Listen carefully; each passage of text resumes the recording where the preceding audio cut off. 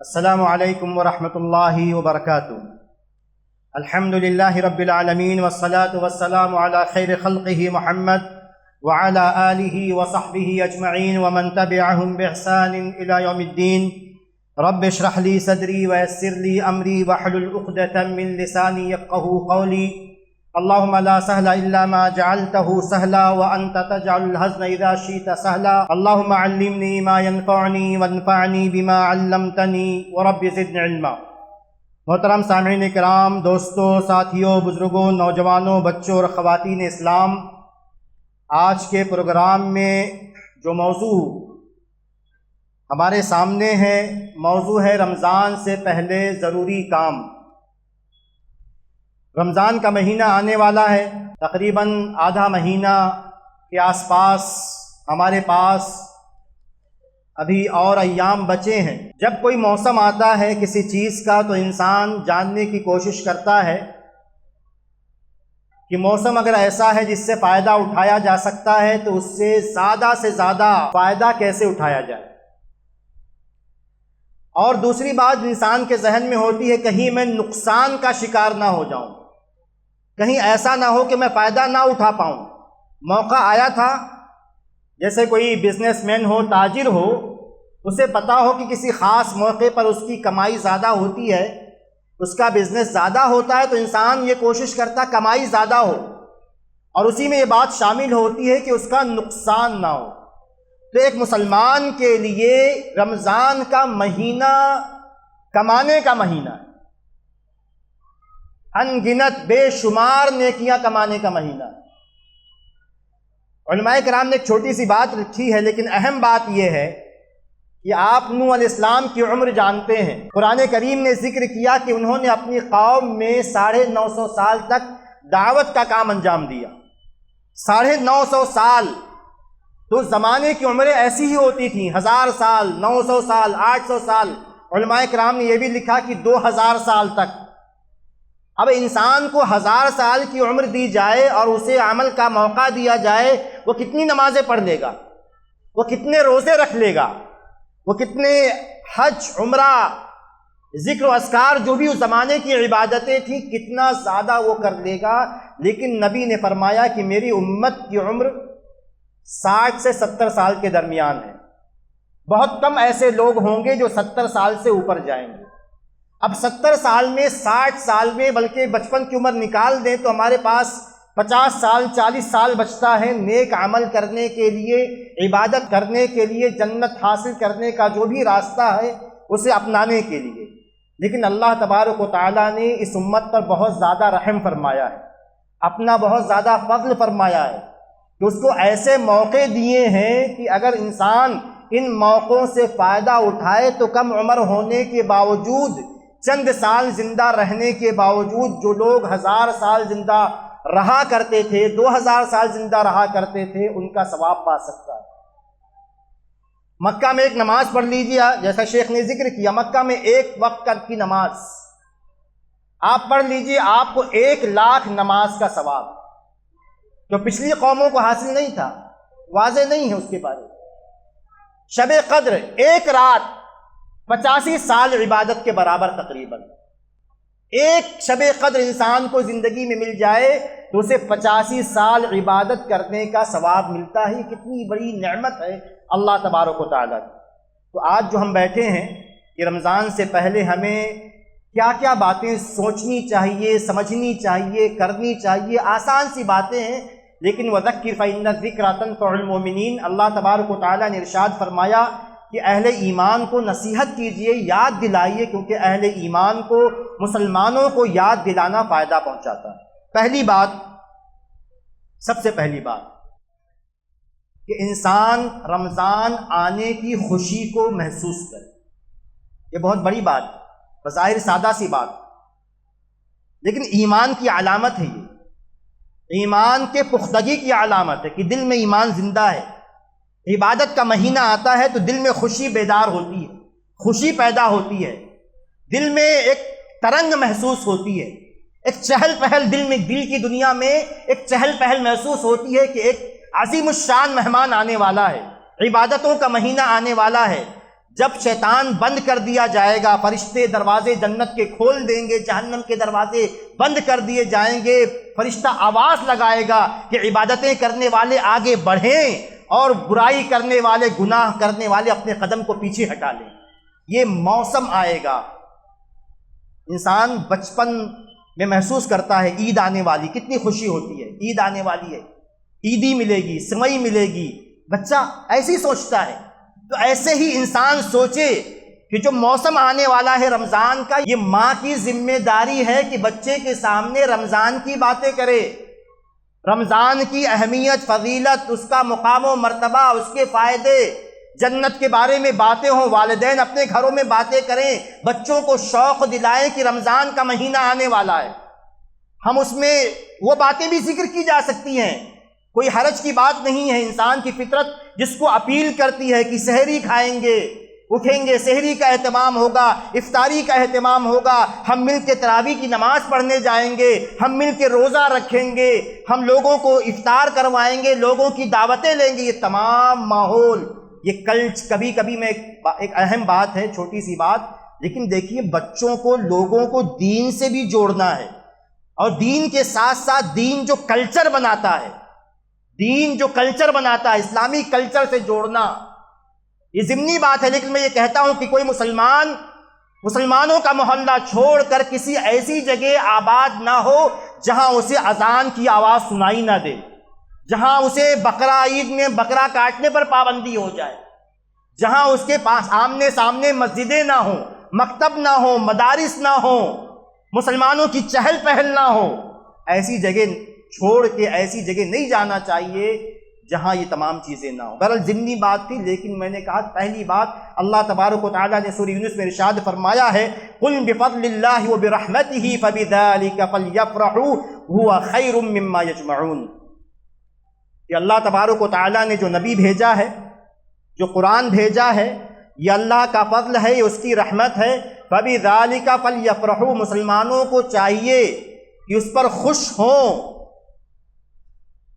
اللہ نے کوئی نعمت بھیجی قرآن کی شکل میں، نبی کی شکل میں، اسلام کی شکل میں، تو انسان کو خوشی منانے کی بات نہیں ہو رہی ہے، لیکن دل سے خوشی محسوس ہو رمضان کے آنے کی، انسان کو خوشی محسوس ہو نماز پڑھنے کی، مجھے بھی نماز پڑھنے جانا فجر کی، انسان خوش دلی سے جائے، حشاش بشاش ہو کے جائے، اللہ تعالیٰ کا ثواب سمیٹنے جا رہا ہے، اللہ تبارک و تعالیٰ سے ملاقات کرنے جا رہا ہے۔ کوئی بادشاہ آپ کو بلا لے، بات بہت ہوتی ہے، اشارہ کافی ہے کہ کوئی بادشاہ آپ کو، وزیر اعظم، پریسیڈنٹ آپ کو بلائے، کوئی پردھان بلا لے، آپ کو چھوٹا کوئی کونسلر بلا لے، آپ کو کارپوریٹر بلا لے، آپ کو، آپ کتنے خوش ہوں گے، بھائی کیا نام ہے، مجھے بلایا گیا ہے۔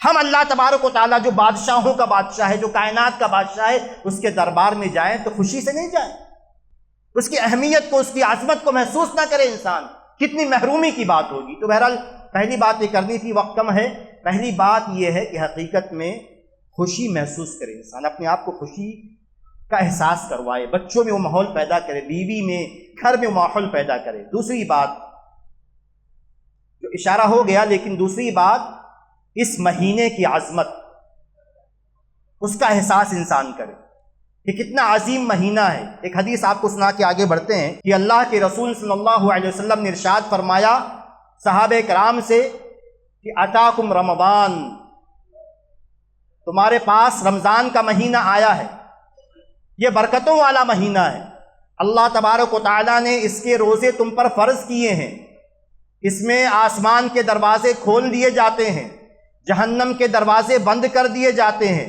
سرکش شیطانوں کو قید کر دیا جاتا ہے، اور اس میں ایک رات ایسی ہے جو 1000 مہینوں سے بہتر ہے۔ اس رات کی فضل و کرم سے، اس رات کے ثواب سے جو محروم کر دیا گیا، وہ ہر قسم کی بھلائی سے محروم کر دیا گیا۔ تو آدمی، دوسری بات یہ ہے کہ انسان اس مہینے کی عظمت کو محسوس کرے۔ کرنا کیا ہے؟ یہ ہمیں کرنا ہے، ہم سوچتے نہیں بس ایسی زندگی نہیں گزارنی ہے لاپرواہی والی، ہمیں کرنا ہے۔ آپ اس مہینے کی عظمت کے بارے میں، فضیلت کے بارے میں، احکامات کے بارے میں کتابیں پڑھیں، تقریریں سنیں، لیکچر سنیں، گھر میں اس بات کا اہتمام کیا جائے، پمفلیٹ ہو، آپ تیاری کر رہے ہیں رمضان آنے، آپ کسی چیز کی تیاری کرتے ہیں تو آپ کو یہ جاننا ضروری ہوتا ہے کہ آپ جانیں کہ اس کو کیسے ادا کرنا ہے، کیسے گزارنا ہے، اس میں کیا کرنا ہے کیا نہیں کرنا، اس بات کا اہتمام ہمیں کرنا ہے۔ تیسری بات، یہ اللہ تعالیٰ کی بہت بڑی نعمت ہے، اور اللہ تبارک و تعالیٰ نے ارشاد فرمایا سورہ ابراہیم آیت نمبر 7 میں، لَإِن شَكَرْتُمْ لَأَزِيدَنَّكُمْ وَلَإِن كَفَرْتُمْ إِنَّ عَذَابِي لَشَدِيدٌ، کہ اگر تم میری نعمتوں کا شکریہ ادا کرو گے میں تمہیں مزید نعمتیں عطا کروں گا، اگر تم ناشکری کرو گے تو میرا عذاب بہت سخت ہے، تمہیں پکڑ لے گا۔ یہ اللہ، رمضان کا مہینہ یہ اللہ تعالیٰ کی نعمت ہے، انسان محسوس کرتا ہے۔ لمبی بات نہیں کریں گے، لیکن لوگ کہتے ہیں فرق کیا پڑتا ہے رمضان میں غیر رمضان میں؟ فرق آپ دیکھیے، اپنی آنکھوں سے ہم دیکھتے ہیں۔ رمضان سے پہلے مسجدوں کی حالت دیکھیے، رمضان کے مہینے میں مسجد کی حالت دیکھیے، کسی بھی وجہ سے، اس کو چھوڑ دیجئے کس وجہ سے، لیکن رمضان سے پہلے مسجد کی بھیڑ، اور بلکہ یہ کہوں کہ مسجد کی تنہائی، مسجد کا خالی ہونا دیکھیے، اور رمضان میں مسجد کا بھر جانا، مسجد میں مسلمانوں کی بھیڑ، قرآن کی تلاوت، رمضان کے روزوں کا رکھنا، تراویح میں لوگوں کی شرکت، ذکر و اذکار، صدقات و خیرات، لوگوں کا روزہ کھلوانا، یہ تمام باتیں یہ رمضان کے فضائل ہیں، یہ رمضان کی برکتیں ہیں، یہ جہنم بند ہونے کی علامت ہے، یہ جنت کے دروازے کھلنے کی علامت ہے، یہ شیطان کے بند ہونے کی علامت ہے، جو نیکیوں کا دور دورہ، نیکیوں کی گہما گہمی ہم اپنے گلیوں میں، گھروں میں، مسجدوں میں محسوس کرتے ہیں۔ تیسری بات یہ ہے کہ ہمیں شکریہ ادا کرنا اللہ تعالیٰ کا دل سے۔ اللہ تعالیٰ کتنے ایسے تھے جو اس سے پہلے رمضان میں ہمارے ساتھ تھے، آج نہیں ہیں۔ اشارہ کروں، ایک مشہور واقعہ ہے، رمضان میں زندہ رہنے کا فائدہ کیا ہے۔ 2 صحابی ہیں، ایک کو شہادت کی موت ملتی ہے، اللہ کی راہ میں شہید ہو رہے ہیں، اور دوسرے صحابی 1 سال کے بعد انتقال کر رہے ہیں۔ شہید صحابی کا انتقال ہو گیا، دوسرے صحابی جو عام موت مر رہے ہیں، اپنی فطری موت، 1 سال کے بعد ان کا انتقال ہو رہا ہے۔ دونوں کی انتقال کے بعد لوگوں نے خواب میں دیکھا، نبی سے بیان کیا، جن کا انتقال بعد میں ہوا ہے ہم نے ان کو بڑی نعمتوں میں دیکھا، ان کے درجات جنت میں زیادہ بلند ہے شہید کے مقابلے میں۔ نبی کے سامنے بات آئی، نبی نے فرمایا کیا انہوں نے 1 سال کا روزہ، 1 مہینے کا رمضان کا موقع نہیں ملا؟ رمضان کا روزہ انہوں نے نہیں رکھا۔ یہ رمضان کے روزہ رکھنے کی اور نماز پڑھنے کی برکت ہے کہ ان کا مقام و مرتبہ شہید سے بھی آگے بڑھ گیا۔ یہ اللہ کی نعمت، اسے انسان محسوس کرے۔ یہ ہم کون ہوتے ہیں کرنے والے؟ اللہ توفیق دیتا ہے تو ہم اس کے دربار میں آ کے اپنا سر جھکاتے ہیں، اللہ توفیق دیتا ہے تو ہم اس کے مہینے میں، رمضان کے مہینے میں ہمیں روزے کی سکت ہوتی، طاقت ہوتی، ہمارا کوئی کمال نہیں ہے۔ اس لیے یہ احساس، یہ باتیں ہمارے ذہن میں ہونی چاہیے کہ ہم اللہ تبارک و تعالیٰ کی اس نعمت کا شکریہ ادا کریں۔ چوتھی بات جو کرنی ہے، جلدی جلدی گزرتے ہیں، چوتھی بات جو ہمیں کرنی ہے کہ اگر کسی کے رمضان کے روزے چھوٹ گئے ہیں، چاہے بیماری کی وجہ سے، سفر کی وجہ سے، کیونکہ بیماری میں گنجائش تھی اگر انسان روزہ نہ رکھ سکے تو بعد میں رکھے، سفر میں گنجائش تھی کہ اگر تکلیف ہے سفر میں روزہ رکھنے کی وجہ سے تو بعد میں روزہ رکھے انسان۔ اسی طرح اگر کوئی عورت حاملہ تھی، مرضعہ تھی، تو بھی اس کو گنجائش ہے تکلیف کی وجہ سے روزہ بعد میں رکھے۔ اسی طرح عورت جو ہے حیض کی حالت میں ہوتی ہے، نفاس کی حالت میں ہوتی ہے، بعد میں اسے قضا کرنا ہوتا ہے۔ یہ تمام لوگ تو کرنا یہ ہے کہ اگلا رمضان آنے سے پہلے جن پر بھی روزے ہیں، جن کے روزے چھوٹے ہیں، ان کو اگلا رمضان آنے سے پہلے قضا کر لینی چاہیے۔ یہ اہم کام ہے، جسے بھولنا نہیں ہے۔ کسی وجہ سے ابھی تک آپ نے ٹالا ہے، جیسے عائشہ رضی اللہ تعالیٰ عنہ کا واقعہ ہے، وہ کہتی ہیں کہ اللہ کے رسول صلی اللہ علیہ وسلم کی موجودگی کی وجہ سے میں رمضان میں جو روزے چھوٹ جاتے تھے ان کی قضا شعبان سے پہلے نہیں کر پاتی تھی۔ تو ٹھیک ہے، رمضان تک موقع ہے، رمضان آنے تک کا موقع ہے، آپ کبھی بھی، لیکن یہ واجبی آپ جانتے ہیں کہ آپ کو اس سے پہلے قضا کر لینی ہے۔ 5ویں چیز ہمیں کیا کرنی ہے؟ نیت کی تصحیح، یعنی اخلاص۔ چھوٹی سی بات لیکن اہم بات۔ آپ روزہ، آپ اپنے آپ سے سوال کیجئے، دنیا کو چھوڑیے، اپنے آپ سے سوال کیجئے آپ روزہ کیوں رکھیں گے؟ ابا کے بولنے پر، امی کے ڈانٹنے پر، محلے والے کیا کہیں گے اس لیے، دوست کیا کہیں گے اس لیے، سماج کا دباؤ ہے اس لیے، لوگ کیا کہیں گے اس لیے آپ روزہ کیوں رکھیں گے؟ اللہ کو راضی کرنے کے لیے، جنت پانے کے لیے، جہنم سے بچنے کے لیے، عذاب قبر سے بچنے کے لیے، اللہ کی خوشنودی حاصل کرنے کے لیے، کس لیے؟ ہر انسان اپنا جواب سوچ کے رکھے کہ جب مرنے کے بعد دوبارہ زندہ کیا جائے گا، اللہ تعالیٰ کے سامنے پیش کیا جائے گا، تو اس کے پاس جواب کیا ہوگا؟ تم نے رمضان کا روزہ کیوں رکھا تھا؟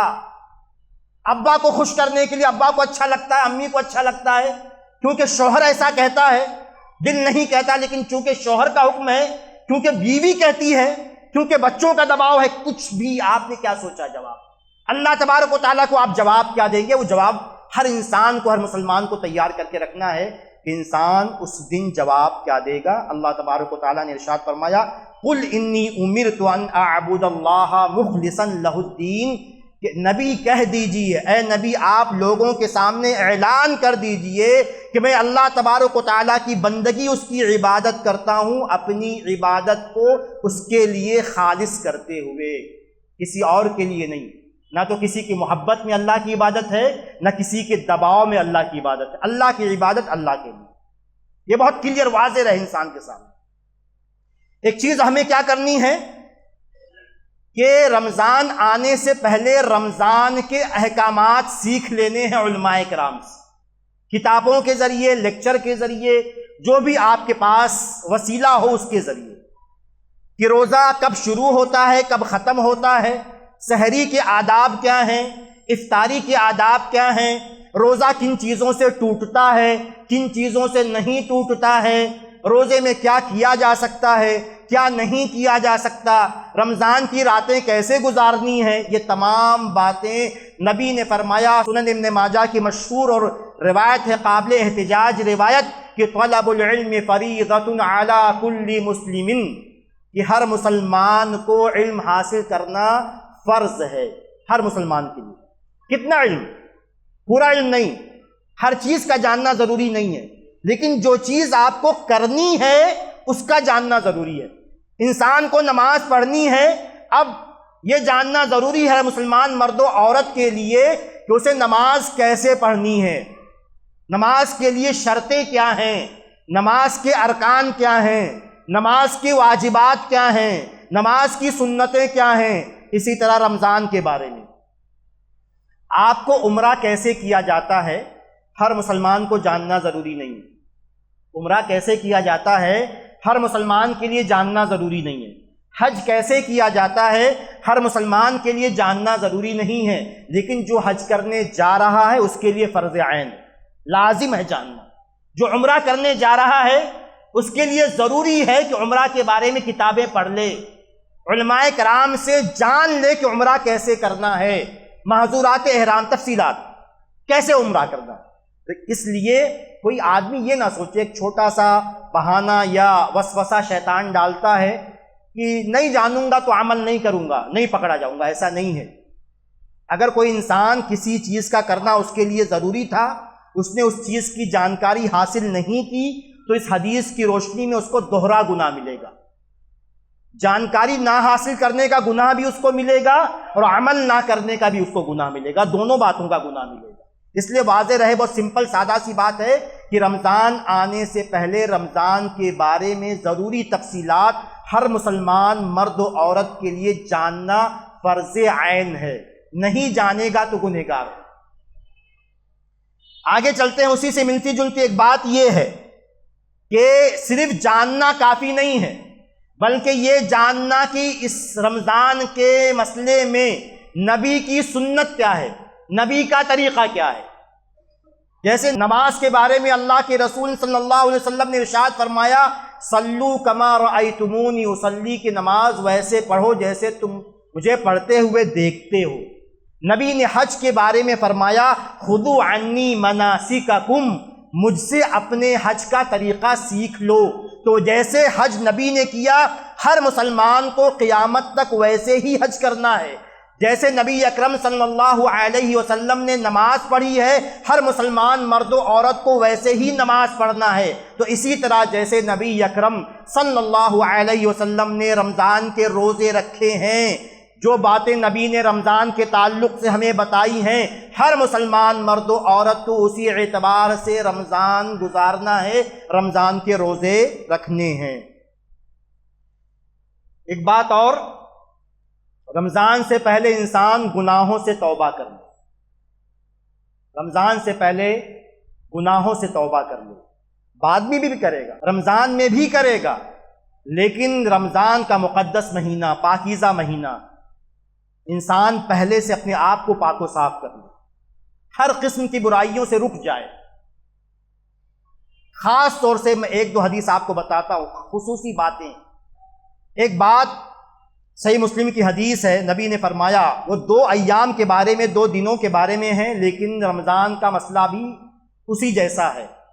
نبی نے فرمایا کہ جمعرات کے دن اور سوموار کے دن جنت کے دروازے کھول دیے جاتے، ہفتے میں ہر ہفتے جمعرات کے دن اور سوموار کے دن جنت کے دروازے کھول دیے جاتے ہیں، اور ہر بندے کو معاف کر دیا جاتا ہے جو شرک نہیں کرتا۔ جو بندہ شرک نہیں کرتا اسے ہفتے میں 2 دن معاف کیا جاتا ہے خصوصی طور پر، لیکن اس مسلمان کو معاف نہیں کیا جاتا کہ اس کے درمیان اور اس کے مسلمان بھائی کے درمیان دشمنی ہے، کینہ ہے، کپٹ ہے، اس کو نہیں معاف کیا جاتا۔ اتنی بڑی بات سوچ کے رکھیے، رمضان سے پہلے اس کو سوچئے گا اچھے سے۔ نبی نے کہا کہ ہر بندے کو معاف کر دیا جاتا ہے، لیکن اس بندے کو معاف نہیں کیا جاتا کہ اس کے درمیان اور اس کے بھائی بہن سب شامل ہیں، اس کے درمیان اور ماموں کے درمیان، اس کے درمیان پھوپھی کے درمیان، اس کے درمیان خالہ کے درمیان، اس کے درمیان بھائی کے درمیان، اس کے درمیان بہن کے درمیان، بھتیجی کے درمیان، بھانجے کے درمیان، جو بھی ہمارے جتنے رشتے ہیں، اگر دونوں آپس میں بات نہیں کر رہے ہیں، دل میں میل ہے، دشمنی ہے، کینہ ہے، کپٹ ہے، تو ایسے لوگوں کو معاف نہیں کیا جائے گا۔ رمضان بھی کام نہیں آئے گا، نیکیاں کام نہیں آئیں گی، رمضان کی عبادتیں کام نہیں آئیں گی۔ اس لیے یہ ایک اہم بات یہ ہے کہ ہمیں رمضان سے پہلے آپس کے تعلقات کو ٹھیک ٹھاک کر لینا ہے، رشتوں کو جوڑ لینا ہے، صلہ رحمی کرنی ہے، ایک دوسرے کو معاف کر دینا ہے۔ اور ایک اور بات، جن چیزوں سے توبہ کرنی ان میں سے ایک بات اور، کہ انسان مالی معاملات کو ٹھیک کر لے۔ کسی کا قرضہ لیا ہے، دے سکتا ہے ابھی دے دے، کسی کا کھایا ہے واپس کر دے، اپنی بہن کو میراث میں سے نہیں دیا ہے، دے دے ابھی، جو بھی ہے کسی کا مالی حق ہے دے دے، کیونکہ جو حرام کھائے گا، ذہن میں رکھیے، جو حرام کھائے گا اس کی عبادت قبول نہیں ہوگی۔ بہت واضح، کلیئر، سمپل، بہت سادہ سا اسلام کا، شریعت کا اصول ہے، رول ہے یہ۔ جو حرام کھائے گا اس کی عبادت قبول نہیں ہوگی، اس کی دعا قبول نہیں ہوگی، اس کی نماز قبول نہیں ہوگی، اس کا عمرہ قبول نہیں ہوگا، اس کا حج قبول نہیں ہوگا، اس کے روزے قبول نہیں ہوں گے، اس کی تلاوت قرآن قبول نہیں ہوگی، اس کے ذکر و اذکار قبول نہیں ہوں گے۔ مشہور حدیث ہے، آپ جانتے ہیں، صحیح مسلم کی، کہ بندہ ہاتھ اٹھاتا ہے، مسافر ہے، تمام چیزیں قبولیت کے تمام ایک طرح سے حالات ایسے اس کے ساتھ ہیں، لیکن اللہ تعالیٰ اس کی دعا کو قبول نہیں کرتا۔ کیوں؟ کیونکہ وہ حرام کمائی کرتا ہے، حرام کھاتا ہے۔ اس لیے رمضان سے پہلے اگر آپ چاہتے ہیں رمضان میں محنت کرنی ہے، بھوکا رہنا ہے، پیاسا رہنا ہے، تراویح پڑھنی ہے، پیر کو تھکانا ہے، صدقہ خیرات کرنا ہے، نیکیاں کرنی ہے، ذکر و اذکار کرنا ہے، فائدہ اسی وقت ملے گا جب حرام کمائی چھوڑیں گے۔ حرام کما کے کریں گے تو قبولیت نہیں ہوگی، ساخط ہو جائے گا۔ وہ ایک فقہی مسئلہ ہے، یعنی نماز یہ مانا جائے گا کہ آپ نے نماز پڑھی ہے، نماز کا حساب نہیں ہوگا، وہ ٹھیک ہے لیکن ثواب نہیں ملے گا، قبولیت نہیں ہے۔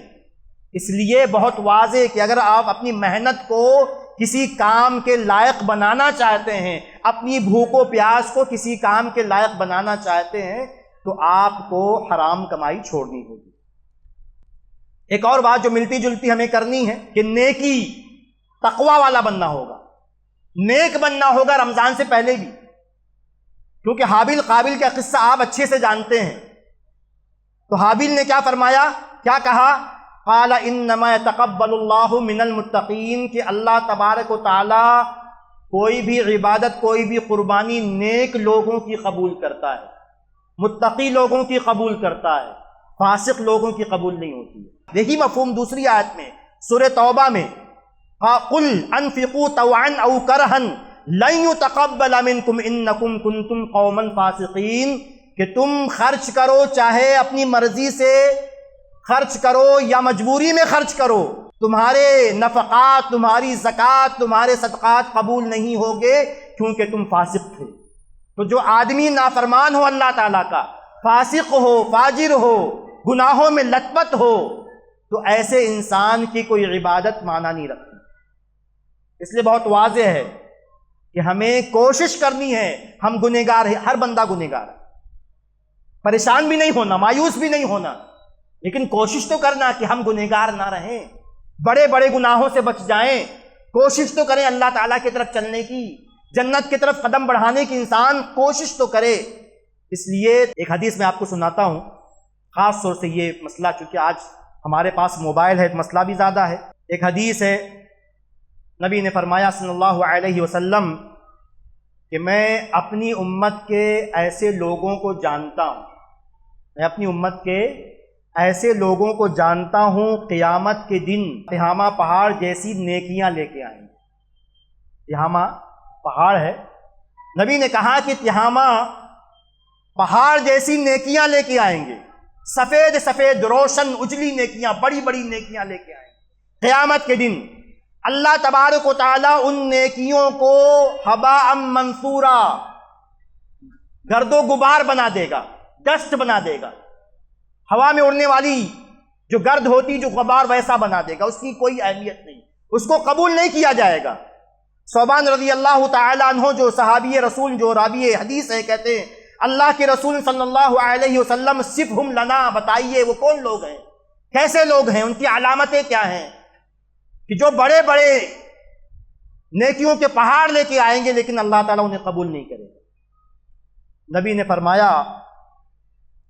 اما انہم اخوانکم، وہ تمہارے مسلمان بھائی ہوں گے، ومن جلدتکم، تمہارے جیسے ہوں گے، یاخذون من اللیل کما تاخذون، رات میں ویسے ہی تہجد کی نمازیں پڑھیں گے جیسے تم نمازیں پڑھتے ہو، ہم تو وہ بھی نہیں کر پاتے، آج جو حالات ہیں تو ہم تو وہ بھی نہیں کر پاتے، یہ تہجد پڑھنے والے، یہ تہجد پڑھنے والے ہوں گے جیسے تم رات میں تہجد پڑھتے ہو۔ وَلَكِنَّهُمْ أَقْوَامٌ إِذَا خَلَوْا بِمَحَارِمِ اللَّهِ انْتَهَكُوهَا، کہ یہ وہ لوگ ہیں جب اکیلے میں ہوتے ہیں تو اللہ تعالیٰ کی حرام کردہ چیزوں کو پامال کرتے ہیں۔ موبائل میں آج بہت واضح ہے مثال، نماز پڑھتے ہیں، مسجدوں میں نظر آتے ہیں، قرآن کی تلاوت بھی کرتے ہوئے دکھائی دے رہے ہیں، داڑھی بھی ہے، پیجامہ، کرتا، ٹوپی سب ہے، لیکن جب اکیلے میں ہوتے ہیں تو گناہ کی چیزیں دیکھتے ہیں، اللہ کی حرام کردہ چیزوں کو پامال کرتے ہیں۔ تو یہ بہت ہمیں سوچنا ہے، ہر مسلمان کو سوچنا ہے کہ ایسا نہیں کہ لوگوں کے سامنے ہی نیک بن کے رہے انسان، بلکہ اللہ تعالیٰ سے حیا کرے۔ فاللہ احق ان یستحیا منہ، اللہ تعالیٰ اس بات کا زیادہ حقدار ہے کہ اس سے حیا کی جائے، اس سے شرم کی جائے، اس سے ڈرا جائے، اس کی حدوں کو پامال نہ کیا جائے۔ بہرحال یہ ہمیں واضح ہے، اتنا سمجھنا کافی انشاءاللہ۔ ایک اور چیز، ایک مسئلہ ہمارے ہاں اٹھتے رہتا ہے، تھوڑی سی وضاحت اس کی کر دی جائے کہ زکوٰۃ ادا کرنا، کیا رمضان میں زکوٰۃ ادا کرنا چاہیے؟ نہیں، ایسا کچھ نہیں، یہ ہم نے غلط طریقہ کبھی کبھی بعض، اس کو تھوڑا سا وضاحت سے سن لیجئے، مختصر ہی سن لیجئے۔ دیکھیں کیسا ہے نا، زکوٰۃ کا مسئلہ ایسا ہے کہ دو شرطیں ہوتی ہیں تو زکوٰۃ واجب ہوتی ہے۔ ایک انسان کا مال نصاب تک پہنچ جائے، جیسے سونا 85 گرام اس کا نصاب ہے، کسی انسان کے پاس 85 گرام سونا ہو، اور چیزیں چھوڑ دیتے تاکہ مثال آسان ہو، کسی انسان کے پاس 85 گرام سونا ہے، یہ نصاب کو پہنچ گیا، اس میں زکوٰۃ واجب ہوگی 2.5%، ٹھیک ہے۔ دوسری شرط کیا ہے کہ اس 85 گرام سونے پہ 1 سال گزر گیا ہو، آج 85 گرام ہوا، 1 سال گزرنا چاہیے، بیچ میں 84 ہو گیا تو ختم نہیں دینا ہے، پھر وہاں جہاں سے 84 ہو کے جب دوبارہ 85 ہوگا وہاں سے سال دوبارہ شروع ہوگا۔ سمجھ میں آ رہی نا بات، کہ اگر میرا 85 گرام تھا لیکن 84 ہو گیا تو اب زکوٰۃ ساقط ہو گئی، گر گئی زکوٰۃ، اب واجب نہیں ہوگی، جب دوبارہ 85 ہوگا تو وہاں سے مجھے دوبارہ سال شروع کرنا ہوگا۔ بہرحال ایسے اگر 85 یا اس سے زیادہ ہوتے ہوئے سال گزر گیا تو جب سال مکمل ہوگا تو مجھے زکوٰۃ نکالنی ہے۔ اب وہ سال میلادی یعنی عیسوی مہینے کے لحاظ سے یا نکالنا تو چاہیے ہمیں ہجری کے اعتبار سے، تو اب چاہے محرم میں پورا ہوا تو محرم میں زکوٰۃ نکالنا ہے، شعبان میں پورا ہوا تو شعبان میں، شوال میں پورا ہوا تو شوال میں، جس مہینے میں میرا سال مکمل ہوگا اسی مہینے میں مجھے زکوٰۃ نکالنا ضروری ہے۔ اگر میں تاخیر کروں گا تو گنہگار ہوں گا، بات سمجھیے، اگر میں آگے لے جاؤں گا تو میں گنہگار ہوں۔ اس کا وہ وقت ہے جیسے نماز کا وقت ہے، وہی وقت ہے اس کا کہ میں جیسے ہی ایک سال مکمل ہو گیا میں زکوٰۃ نکال دوں، آگے لے جا رہا ہوں تو میں گنہگار ہو رہا ہوں۔ اس لیے ہمیں رمضان کو زکوٰۃ کے لیے خاص نہیں کرنا چاہیے۔ اس میں ایک صورت ہے، ایک صورت کیا ہے؟ واضح ہے۔ ایک صورت یہ ہے کہ انسان اپنی پیشگی زکوٰۃ نکال سکتا ہے، ایڈوانس، ان ایڈوانس، یعنی مثال کے طور پر مجھے جو زکوٰۃ نکالنی ہے 6 مہینے کے بعد یا 1 سال کے بعد، اب وہ زکوٰۃ جس مال کی زکوٰۃ یعنی یہ لمسم ہوگا، یعنی کیونکہ آگے کم زیادہ ہو سکتا ہے میرا مال، اس لیے ایک اندازے سے ہوگا کہ میں یہ سوچوں کہ 6 مہینے کے بعد جتنی زکوٰۃ مجھے نکالنی ہے اتنی زکوٰۃ میں رمضان میں ابھی پہلے نکال لیتا ہوں، جائز ہے۔ آپ پہلے نکال دیں رمضان میں، کیونکہ رمضان کی فضیلت ہے، رمضان میں لوگ لینے کے لیے آتے ہیں، رمضان میں ثواب زیادہ ہے۔ تمام باتیں سوچ کے کوئی مسلمان ان ایڈوانس پیشگی زکوٰۃ نکال دے تو جائز ہے، لیکن جس مال کی زکوٰۃ واجب ہو چکی ہے اس کو وہ مؤخر نہیں کر سکتا، اس کو وہ لیٹ نہیں کر سکتا۔ یہ مسئلہ ہمارے ذہن میں رہنا چاہیے، کیونکہ اکثر جو ہے رمضان کے مہینے میں زکوٰۃ کا مسئلہ اٹھتا ہے کہ زکوٰۃ کب دی جائے۔ اکثر لوگ رمضان کے مہینے میں زکوٰۃ لینے آتے ہیں، تو بہت واضح رہے آپ بات کریں علماء کرام سے جو لینے آتے ہیں کہ بھائی ہماری زکوٰۃ یہ آئندہ کی زکوٰۃ ہے، جو پچھلی زکوٰۃ تھی ہم نے دے دی۔ اچھا، ایک اور بات کہ ہمیں تیاری کس چیز کی کرنی ہے، ایک اور چھوٹی سی بات، اہم بات، کہ انسان جو ہے محاسبہ کرے اپنے پچھلے رمضان۔ ایک کاروباری ایسے ہی ہوتا ہے، تاجر ایسے ہی ہوتا ہے، پچھلا جو موسم گیا تھا، پچھلا جو سیزن تھا، اس میں کامیاب تھا کہ ناکام تھا، کمائی کیسی ہوئی تھی پچھلے موسم میں۔ آدمی ایسے سوچتا ہے، حساب ایسی لگاتا ہے۔ تو انسان سوچے اس کا پچھلا رمضان کیسا گیا تھا، اچھا گیا تھا تو کیوں گیا تھا، خراب گیا تھا تو خراب کیوں ہوا تھا، میں عبادتیں کیوں نہیں کر سکا تھا۔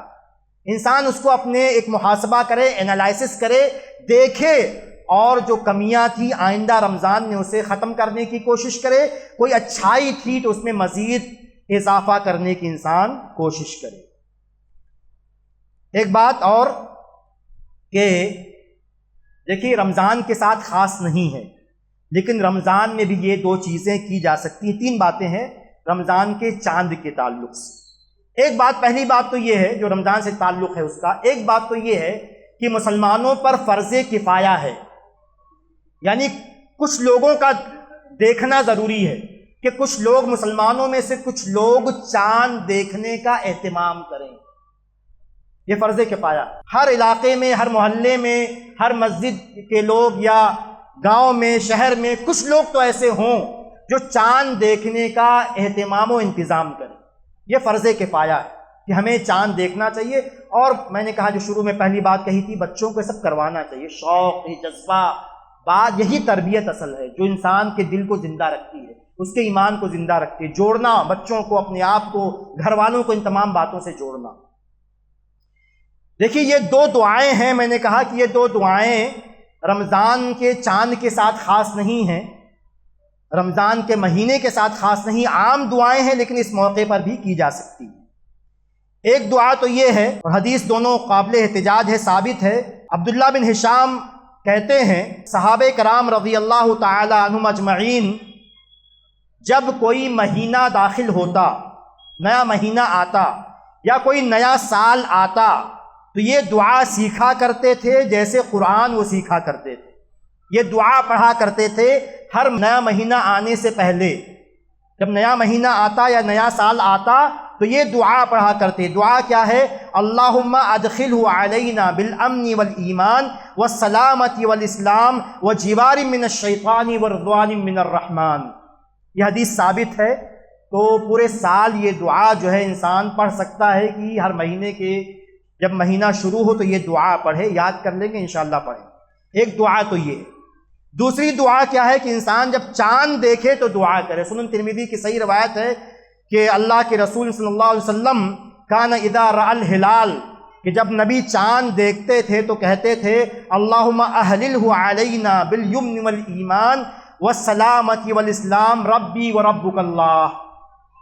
اس کا ترجمہ یہ ہے کہ اے اللہ تبارک و تعالی اس چاند کو ہمارے اوپر طلوع فرما یا سایہ فگن فرما، ایمان کے ساتھ اور برکتوں کے ساتھ، سلامتی کے ساتھ اور اسلام کے ساتھ۔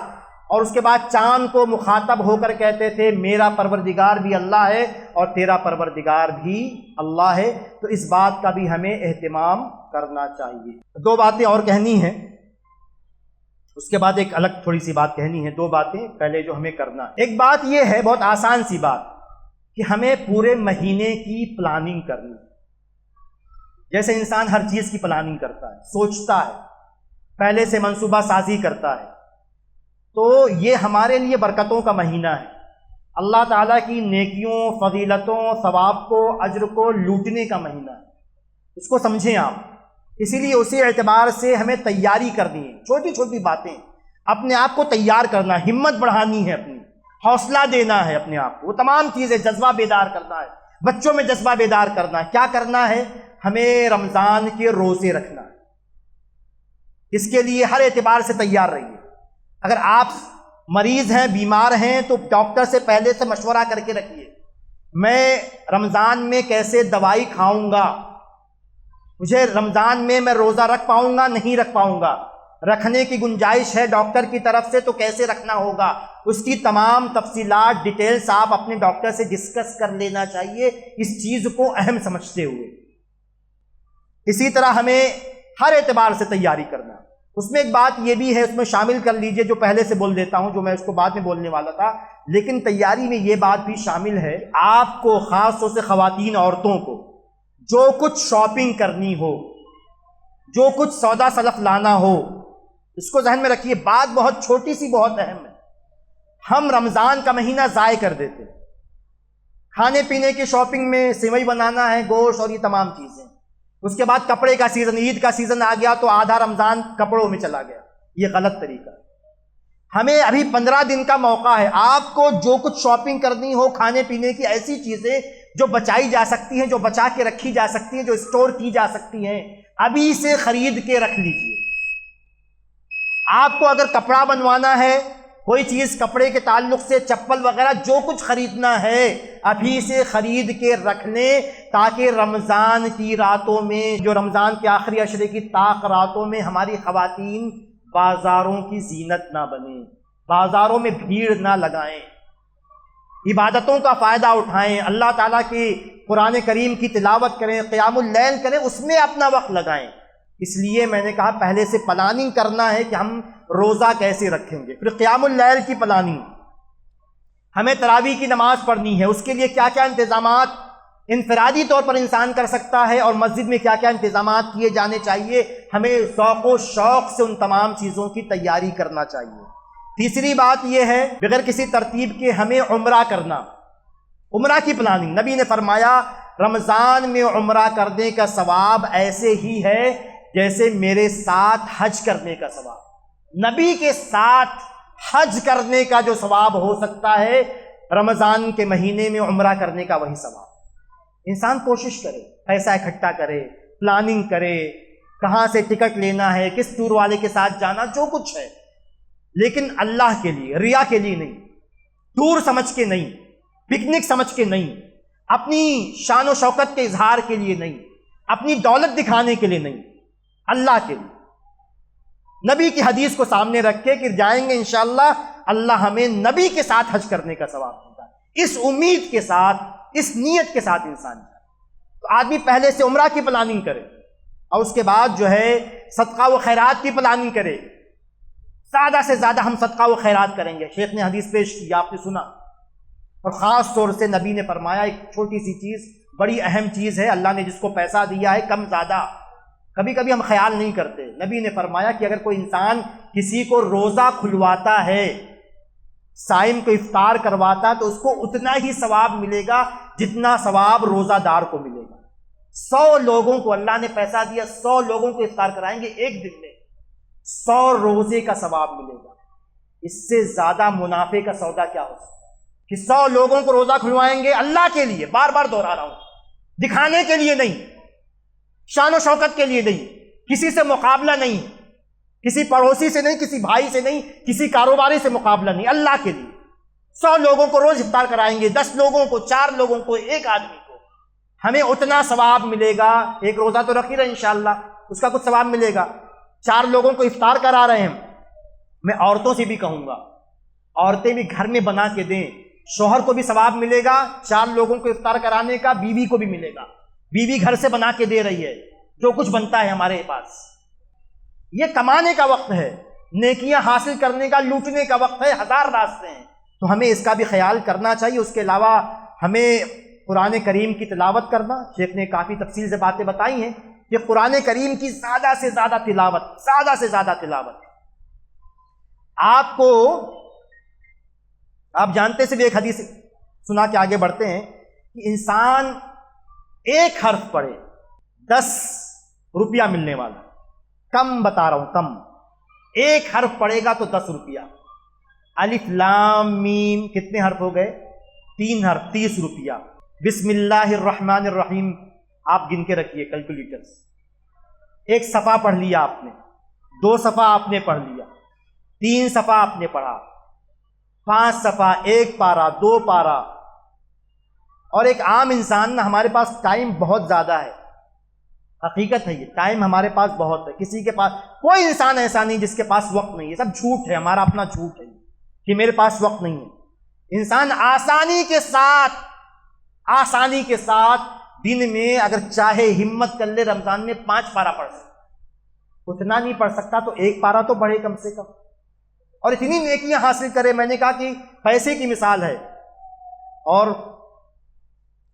تھوڑا وقت ہے بولنے کے لیے، جتنا وقت دیا اس لیے مثال دے دیتا ہوں۔ نبی نے فرمایا کہ تم میں سے کسی انسان کے چابک، جنت میں چابک رکھنے کی، چابک سمجھتے ہیں؟ ہنٹر، چابک پتلا سا ہوتا ہے نا، چمڑے کا یا کسی بھی چیز کا بنایا جائے، بہت پتلا ہوگا، اگر آپ زمین پہ رکھیں گے تو بہت کم جگہ لے گا۔ نبی نے فرمایا تم میں سے کسی مسلمان کے جنت میں چابک رکھنے کی جگہ خیر من الدنیا وما فیہا، دنیا میں جو کچھ ہے اس سے بہتر ہے ایک چابک رکھنے کی جگہ۔